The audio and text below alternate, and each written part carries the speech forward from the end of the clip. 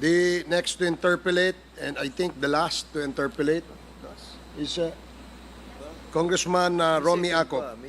No, last for the first round. I was referring for the last interpolator for the first round. We still have another round, second round. So, Congressman Acop, you have 10 minutes. Thank you, Mr. Chair. Alas 9 pa lang po, nandito na ako kanina. Nag-aayos pa lang yung mga page natin ng mga upuan.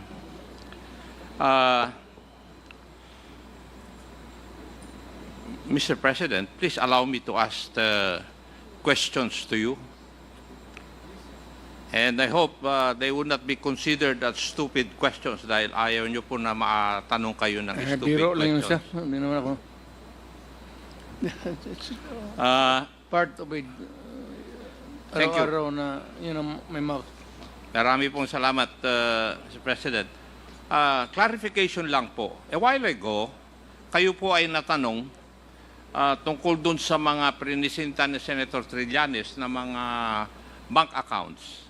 And you said you Mr. would Chair, sign a waiver. Mr. Chair, with all due respect, Mr. Chair, can you please, can I move for 1 minute suspension? 1 minute suspension. Sergeant at Arms. What is the commotion? Bakit?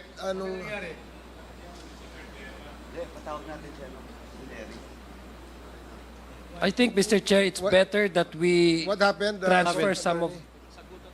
Ano nangyari? You wish me to explain? Nang dumaan lang ako, Mr. Chair, sabi niya, di ba bayan muna ka?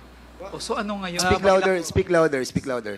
Nang dumadaan ako, Mr. Chair, ang sabi ni Mr. Cardema, di ba bayan muna ka? Tumatakbo ka sa eleksyon. So sabi ko, marami namang congressman dito tumatakbo sa eleksyon. Bakit kami ang mini-mention mo? Okay, sige po. So yun Maraming na naman salamat po ang po. ano ko. Maraming salamat.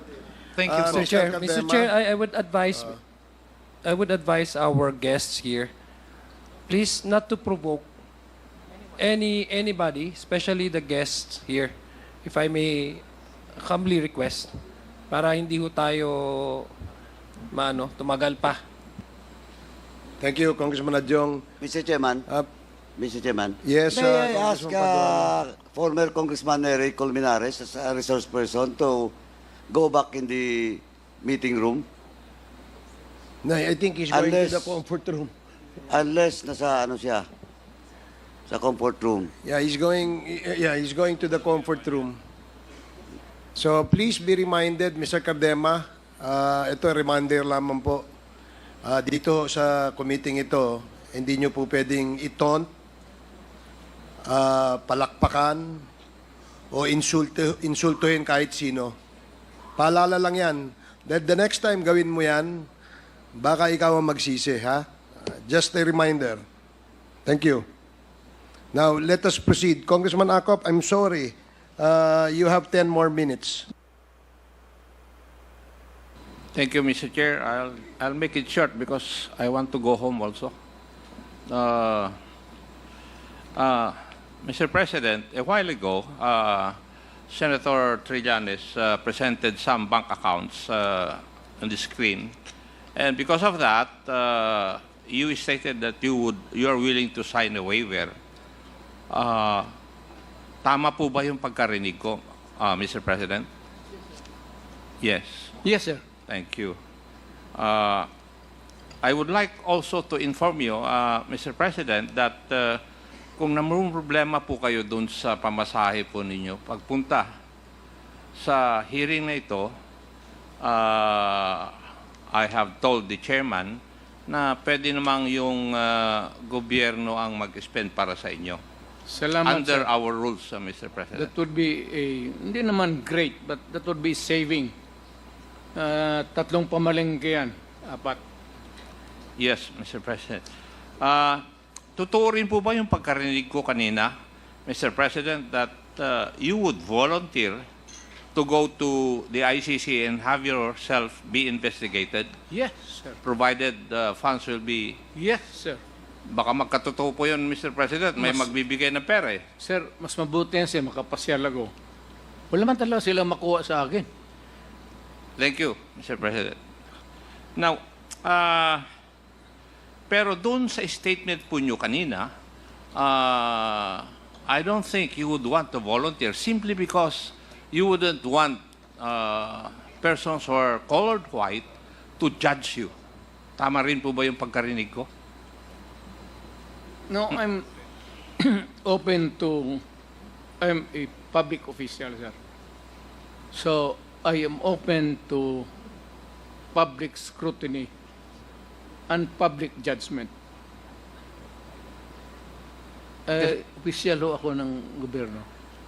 Yes, Mr. President. Pero narinig ko po kanina na doon sa pagtatanong ng isang kasamahan ko na you wouldn't want to be judged by white persons. You would rather want to be judged by Filipinos, your fellow Filipinos. Yes, sir. Hindi ko...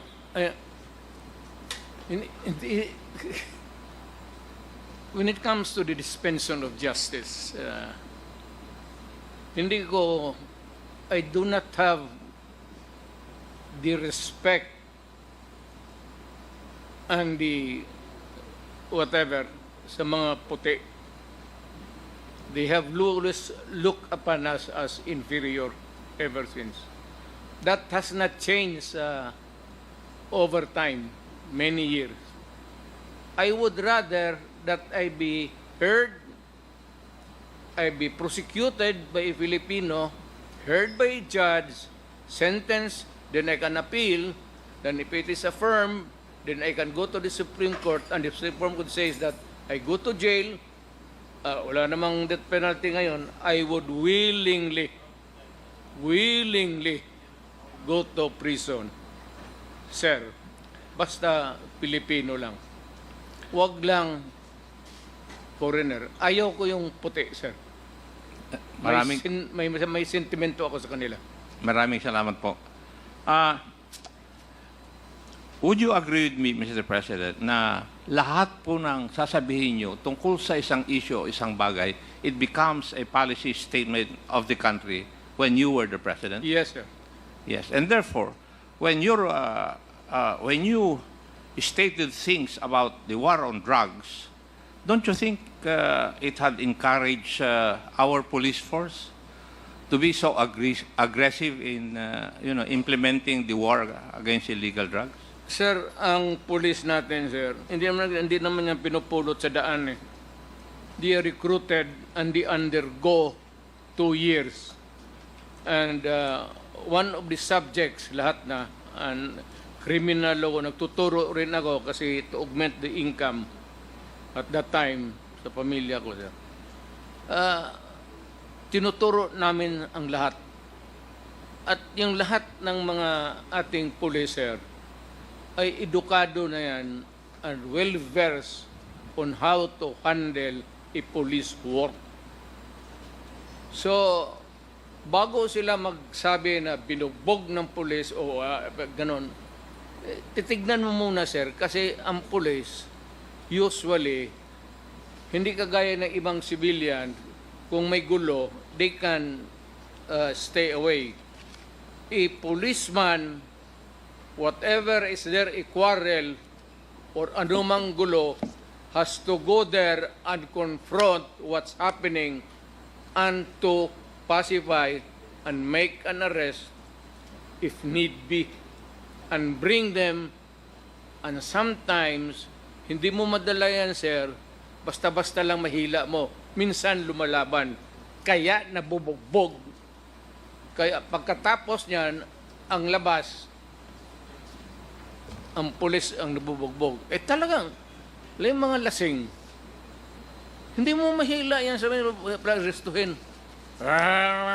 Tao lang pulis-pulis dito. Di pa ka ganun, talagang mabugbog ka ng pulis. Tama naman. Because you have to overcome the resistance in order to make the arrest. Otherwise, inutil ka na pulis. Thank you, Mr. President. Yun pong, yung statement po ninyo na you take full legal responsibility for the acts of the members of the police force. I've heard that so many times. Wala akong choice, sir. If you're a mayor, napakaduwag mo naman kung if you shy away from your responsibility because you are supposed to be giving the direction. Ang pulis po, nagtatrabaho lang yan. So ang pulis, pag sinabi mo, pumunta ka dyan sa mga lasinggero na yan, and always there is a resistance, a quarrel, eventually there will be a confrontation. At hindi natin maiwasan, sir, ang kaso. Kaya ako naawa, kasi alam mo noon, sir, pag ang pulis napailan ng kaso, on that day,